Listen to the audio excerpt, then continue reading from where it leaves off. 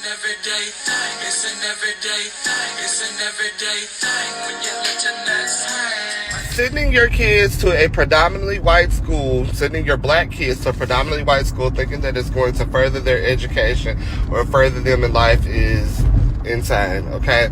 I know firsthand because my parents sent me and my brothers to a predominantly white school, and all we dealt with every fucking day was backhanded racism. Backhanded racism from the students, backhanded racism from the teachers, backhanded racism from the administration, backhanded racism from the fucking coaches. The only time that those schools like you is when you're good at sports. If you're good at sports, you're their fucking everything. They treat you like gold. They treat you like you are the motherfucking king until something happens to your ass. If you get hurt, per se, or something like that, I'll drop your ass like a hot potato and move on to the next nigga that can run that ball. Okay? They don't be concerned about our education. They don't teach us no black history at the fuck all. All the black history I learned was learned at home. They teach you the basics.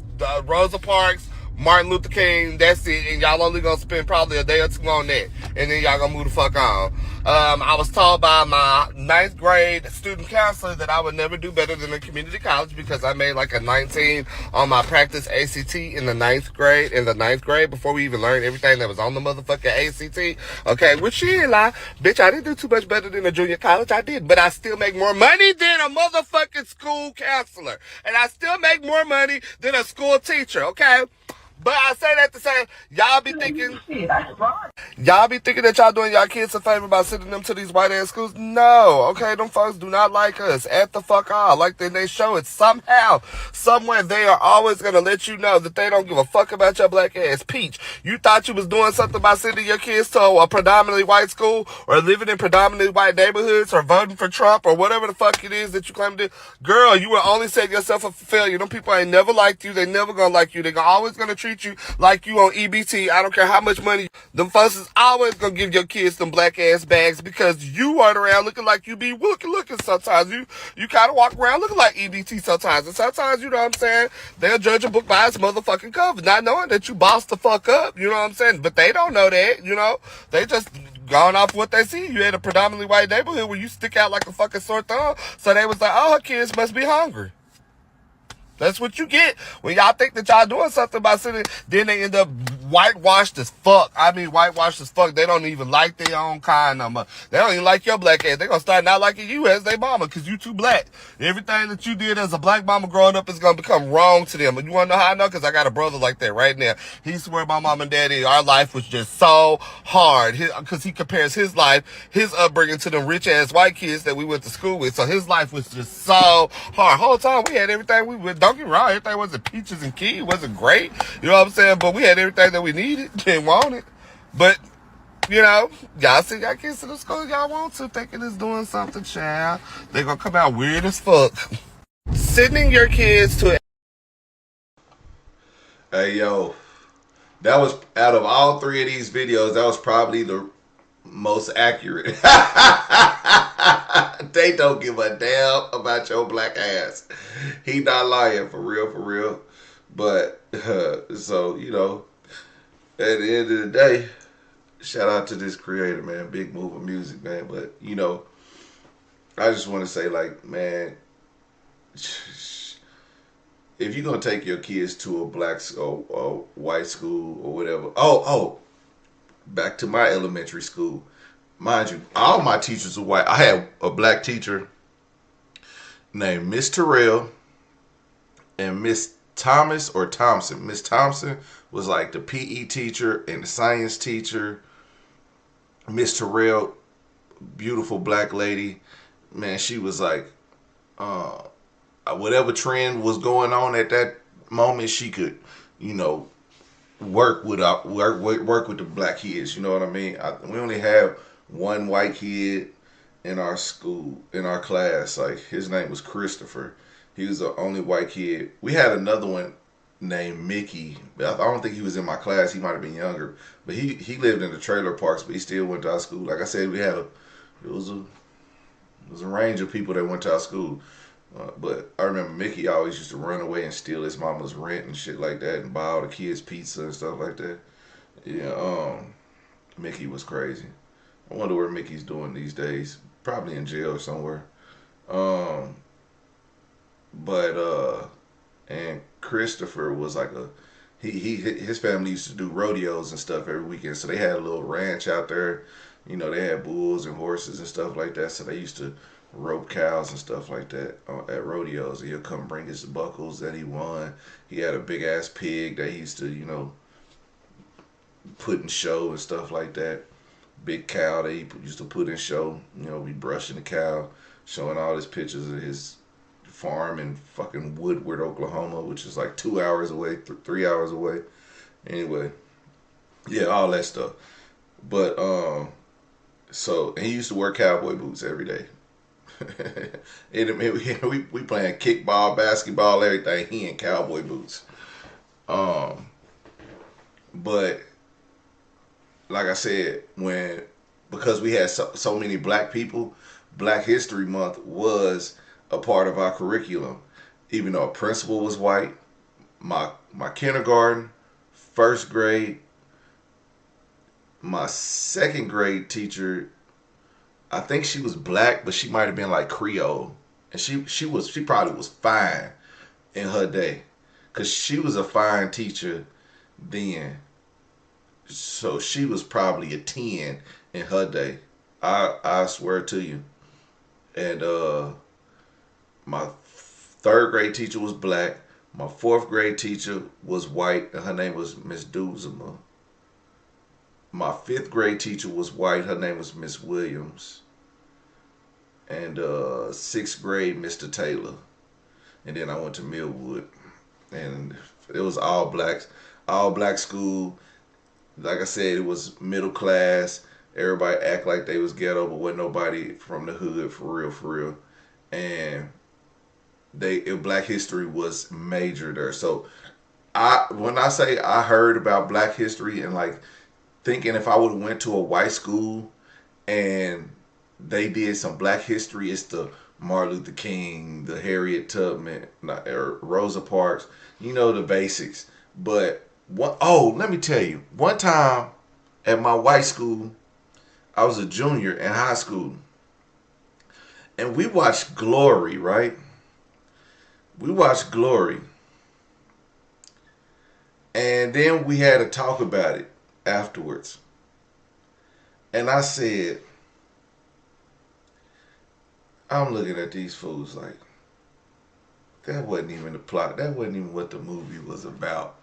And you know, then they asked me, they said, you have anything to say about this? I said, oh, y'all off. Even the teacher was off. I said, y'all just watched the movie. Y'all didn't see shit. Y'all didn't see the racism. Y'all didn't see what we had to endure. Y'all didn't see what we brought to the war. Y'all didn't see nothing. Y'all just saw a bunch of nigga this, nigga that, and you know, and then you got the white savior, of course, the general, you know, who believes in the black people. They're not as stupid as you think they are. They're, you know, but to say there always has been a white person who believed in black people, because obviously we got out of slavery and stuff like that. But I think a lot of these times when there were in the military, they really didn't. There wasn't that many white savior generals in the military. They still hated niggas.